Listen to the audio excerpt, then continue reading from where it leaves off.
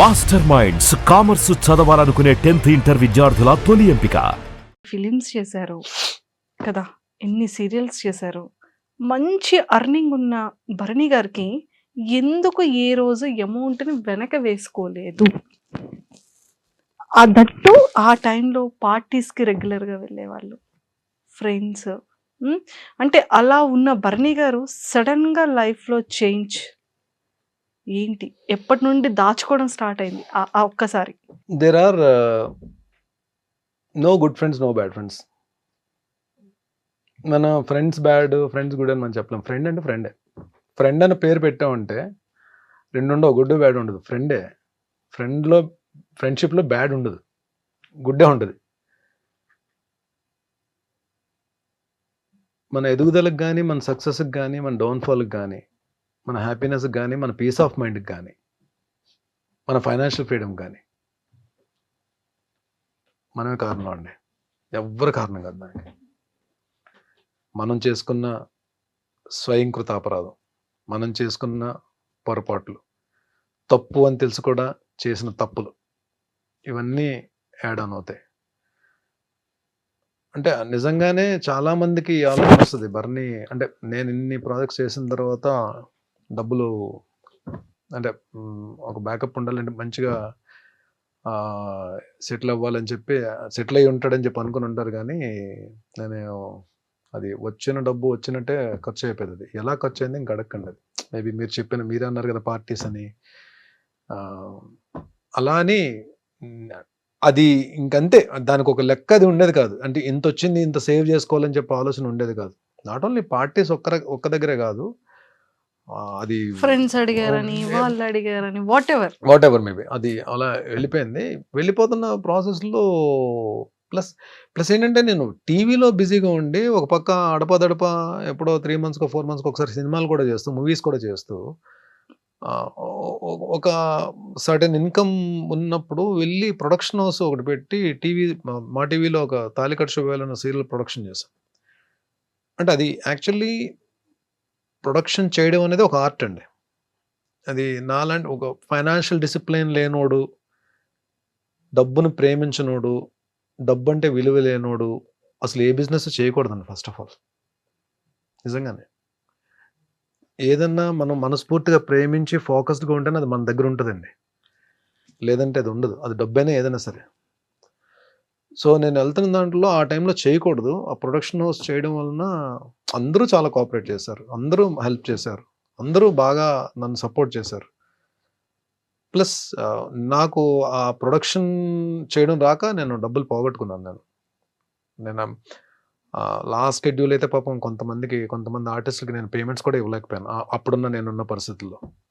ఏవైతే ఇంట్రెస్ట్లకి తెచ్చిన అమౌంట్స్ అయితే ఉన్నాయో అవి క్లియర్ చేయగలిగాను తప్ప లాస్ట్ షెడ్యూల్ నేను కొంతమందికి పాపం నేను ఇవ్వలేకపోయాను. బట్ వాళ్ళు కూడా తెలిసిన తర్వాత ఆర్టిస్టులే కాబట్టి కొంతమంది బాధపడి ఉండొచ్చు, కొంతమంది మాత్రం సరే డబ్బులు బాగా పోయాయి కదా అని చెప్పి కొంతమంది, అంటే లాస్ట్ షెడ్యూల్ వరకు అయితే మొత్తం క్లియర్ చేస్తాను, అందరికి ఎవరికి ఇది లేదు. కొంతమందికి నేను ఇవ్వలేకపోయాను, వాళ్ళు కూడా అడగలేదు. బట్ డెఫినెట్లీ వాళ్ళకి ఏదో రోజు నేను పిలిచి మరి నేను అంటే చిన్న పెద్ద అమౌంట్లు ఏం కాదులేండి. ఆ లాస్ట్ షెడ్యూల్ అంటే ఏముంటాయండి, మేము 3-4 days వర్కింగ్ డేస్ పేమెంట్స్ ఉంటాయి. అలా అవి ఒక 3-4 అంతే. ఇది ఏ ఇయర్ లో సార్ జరిగింది? ఇది 2015 అండి. 2015 నుంచి 2016 1 year టాప్ మంది తగిలిందండి. అంటే తెలుసు చాలా పెద్ద అమౌంట్ పోయిందని తెలుసు. బట్ ఆ 2011-2012లోనే నాకు ఒక అద్భుతమైన వ్యక్తి పరిచయం అన్నారు నా లైఫ్లో. ఆరెంజ్ ఫిలిం నుంచి నాగబాబు సార్. ఆయన పాపం డబ్బులు పోగొట్టుకుని ఉన్నారు. నేను ఇక్కడ సీరియల్ అయిపోయిందని తెలుసు. మార్నింగ్ 6:30 కాల్ వచ్చింది నాకు. ఎక్కడున్నావు అంటే ఇంట్లో ఉన్నానంటే పలానా చోటకి రా అని చెప్పి అన్నారు. వెళ్ళాను. నేను ఇద్దరం కాఫీ తాగుతూ కూర్చొని మాట్లాడుకుంటున్నాను. లైఫ్లో ఒకటి గుర్తుపెట్టుకోవాలని, కొన్ని జరగాలి లైఫ్లో, కొన్ని జరగాలి, జరిగితేనే కొన్నిటి విలువ తెలుస్తుంది. అలా వెళ్ళిపోయింది అనుకో, దేని విలువ తెలియదు. కొన్ని జరగడం మన మంచికే. నువ్వు నిజంగా చాలా లక్. ఎందుకంటే నువ్వు తట్టుకోగలిగే ఫిగర్తోనే బయటకు వచ్చేసావు. ఇది ప్రొలాంగ్ అయ్యి ఉంటే ఇంకొంచెం పెద్ద ఫిగర్ పోయేది. కాబట్టి ఫీల్ దట్ యువర్ లక్కీ. ఇంకో లక్ ఏంటంటే నీకు టీవీలో ఎప్పుడు కూడా ఏదో ఒక ప్రొడక్షన్ హౌస్ నుంచి కాల్ వస్తుంది నీకు ఎవ్రీ మంత్ ఏదో ఒక సీరియల్ నుంచి కాల్ వస్తుంది, క్యారెక్టర్స్ చేస్తూనే ఉంటావు. నువ్వు వర్క్ చేద్దాం అంటే నువ్వు డెఫినెట్గా నీకు వర్క్ ఉంటుంది. చేయబరని 6 monthsలో బయటకు వచ్చేస్తావు అని చెప్పి అది ర్యాండమ్గా అన్నారు ఆయన. 6 monthsలో బయటకు వచ్చేస్తావు చేయన్నారు. ఆయన చెప్పి ఇద్దరం డిస్బర్స్ అయ్యాం. నేను ఇంటికి వెళ్తున్నాను, అన్నపూర్ణ నుంచి కాల్ వచ్చింది. That's for Punnaga. Main lead Jyothi Reddy గారు నేను కాంబినేషన్. ఆ నెక్స్ట్ మంత్ ఇమీడియట్ గా మళ్ళీ అన్నపూర్ణలోనే ప్రేమ్ నగర్ వాణిశ్రీ గారు అన్నట్టు వాణిశ్రీ గారితో వర్క్ చేశానండి. ఇది చెప్పడం మర్చిపోయాను. అంటే చూడండి అది నాకు నిజంగానే ఎంత ఆవిడ ఎలాంటి హీరోలతో చేశారు. ఆవిడ లెజెండరీ యాక్ట్రెస్ కదా. ఆవిడ మదరు, నేను సన్. ప్రేమ్ నగర్ లో టప్ టప్ టప్ అని పడ్డాయండి. అంటే 3-4 days లో 4 serials కంప్లీట్ అయ్యాను నేను. 7 months ఎలా వర్క్ చేశానంటే ఈవెన్ ఒక రోజులో అయితే మార్నింగ్ 4 call sheets కూడా చేసేవాళ్ళు. 3 call sheets చేశాను. 4 call sheets 3 call sheets చేశాను. లేదు 4 hours చేసినట్టు చేశాను. నైట్ డిన్నర్ చేసి మళ్ళీ నైట్ అంతా తెల్లారులు డబ్బింగ్ చెప్పి మళ్ళీ మార్నింగ్ ఇంటికి వెళ్ళి స్నానం చేసి ఇమీడియట్ గా లొకేషన్కి వచ్చాను. అసలు ఆ పీరియడ్ మాత్రం ఎలా వర్క్ చేశాను నాకు తెలియదు. ఐ కుడ్ కమ్అట్ అంటే నెమ్మదిగా ఒక 3-4 monthsలో కొన్ని మేజర్వి క్లియర్ చేయగలిగా. సార్ ఎక్కువగా మీతో నాగబాబు సార్ ఎక్కువ ట్రావెల్ చేస్తూ మీతో ఎక్కువగా కనిపిస్తూ ఉంటారు, ఎక్కువ మీతో ఉంటూ ఉంటారా? నాగబాబు గారు నాతో ఉండడం కాదండి, నేను నాగబాబు గారితో ఉంటాను. నేను కరెక్ట్ చేసుకోండి. నాగబాబు గారితో నేను కాదు, నాలో ఒక 3-4 ఉంటాం. ఆయనతో ఎప్పుడూ ఉంటాం.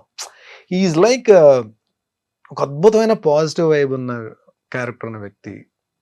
చాలా మందికి నాగబాబు గారు మెగా బ్రదర్ గానే తెలుసు. బట్ ఆయనతోటి ఎవరైనా ట్రావెల్ చేస్తే ఆయన నా మనిషి అనుభవం చేసుకుంటారు. మా నాగబాబు గారు నాగబాబు గారిని ఎవరైనా అంటే పగిలిపోద్ది ఒక్కొక్కటిగా అన్న దీంట్లో ఉంటారు, అన్న మైండ్ సెట్తో ఉంటారు. ఏమో నేనైతే ఆ మైండ్ సెట్తో ఉంటాను. నాగబాబు గారిని ఎవరైనా సరే నాకు ముందు నశాలానికి ఎక్కేస్తుంది నాకు. బికాజ్ చాలామంది ఏమి ఇస్తారండి, మహా అయితే అన్నదానం చేస్తారు, లేదంటే వస్త్రదానం చేస్తారు, లేదంటే డబ్బులు సాయం చేస్తారు. హెల్త్ దానం చేసే వాళ్ళు ఎవరైనా చూసారు మీరు? ఫ్రెండ్స్లో ఎలా ఉంటారు? ఈవినింగ్ 5:30కి మరి అక్కడికి వస్తే పదా అని చెప్పి అంటారు కదా, అవి ఉండు. మార్నింగ్ 6కి కాల్ వస్తుంది, ఏ టైం జిమ్కి వస్తున్నాం అని చెప్పి. మేము ఎవ్వరం కూడా పాకెట్ నుంచి ₹1 కూడా తీయనివ్వరు జిమ్కి కట్టడానికి. ఇయర్లీకి సరిపడే ఫీజు అపోలోలో ఆయనే కట్టేస్తారు, మా జిమ్ ఫీజు అంతా. నాకు ఒక్కడికే కాదు, ఆయన చుట్టూ ఉన్న బ్యాచ్ అందరికీ. మమ్మల్ని మేము ఎంతో కూడా సంపాదించుకుంటున్నాం కదా, మేము కట్టగలం కదా, మా జిమ్ ఫీజు మేము కట్టగలం కదా. ఆయనకి అదొక సరదా. ఆయన వలన మాకు హెల్ప్ అవ్వాలి, ఆయన వలన మేము హెల్తీగా ఉండాలి, ఆయన వలన మేము ఫిట్గా ఉండాలి. మేము ఫిట్గా ఉంటే 4 క్యారెక్టర్లు వస్తాయి మాకు, మేము మంచి పేరు తెచ్చుకుంటాం, మేము పని చేయగలం. ఈ కాన్సెప్ట్ ఉంటారు. అంటే ఇంకోటి ఏంటి, హెల్దీ బాడీకి ఎప్పుడు హెల్దీ మైండ్ ఉంటుంది అని చెప్పి ఆయన ఆలోచన. Actually it's true. So what he says always, when you change your habits, those habits will change your future. ఇది concept. Change your habits, those habits will change your future life. ఇది ఎవరు చెప్తారండి? మన అమ్మా నాన్న చెప్తారు మనకి. అమ్మా నాన్న పాడైపోమని ఎవరికి చెప్పరు కదండి. కానీ మన అమ్మా నాన్న చెప్పే కూడా మనకు నచ్చవు. ఈయనలో గమ్మత్తైన విషయం ఏంటంటే ప్రతి విషయం మనకు నచ్చేటట్టు చెప్తారు. మన మదర్ ఫాదర్ కూడా అంత పేషెంట్గా చెప్తారో చెప్పరో తెలియదు, అంత పేషెంట్గా చెప్తారు. ఆయన చదవని బుక్స్ ఉండవు, ఆయన గెయిన్ చేయాలని నాలెడ్జ్ ఉండదు. ఎన్ని బుక్స్ చదువుతారు. ఈవెన్ ఆయన వాళ్ళ తమ్ముడు పవర్ స్టార్ డిప్యూటీ సీఎం గారు కూడా చాలా బుక్స్ చదువుతారు. ఆయన చాలా సందర్భాల్లో చెప్పారు, మా అన్న నాకు ఈ బుక్స్ ఇచ్చారు చదవమని చెప్పి. ఈయన దగ్గర బుక్స్ కలెక్షన్, మంచి బుక్ అని చదివి నాకు ఒక బుక్ ఇచ్చారండి. నాకు చాలా బుక్స్ ఇచ్చారు ఆయన గిఫ్ట్స్ కింద. అటామిక్ హ్యాబిట్స్ అని ఒక బుక్ ఇచ్చారు. మంచి బుక్, అది మీరు వినే ఉంటారు, అటామిక్ హ్యాబిట్స్ అని బుక్. దాని తర్వాత నా లైఫ్ స్టైల్ చేంజ్ అయినప్పటికన్నా నా హ్యాబిట్స్ అన్ని మారాయి. I start drinking, I start smoking, ఈ పార్టీయింగ్ అన్నది తగ్గిపోయాను. నేను ఫ్రెండ్స్ని కలుస్తాను, వెళ్తాను. కానీ అప్పుడు లైఫ్ ఎలా ఉంది, ఇప్పుడు లైఫ్ ఎలా ఉంది నాగబాబు సార్ పరిచయం అయ్యాక? అండ్ ఈ ఆరోగ్యాన్ని దానం చేసిన తర్వాత, ఈ బుక్స్ ఇచ్చిన తర్వాత మీ కెరియర్ ఎలా చేంజ్ అయింది? అప్పటికి ఇప్పటికి. మన మీద మనకి కాన్ఫిడెన్స్ డెవలప్ అవుతుందండి. మన మీద మనకు నమ్మకం స్టార్ట్ అవుతుంది. ఇంకొకటి ప్రాబ్లంలా చూడడం మానేస్తాం మనం. యాక్చువల్లీ ప్రాబ్లం అని మాట్లాడుకుంటేనే అది ప్రాబ్లం. అసలు ప్రాబ్లం గురించి ఆలోచించకపోతే అది ప్రాబ్లం కాదు అది.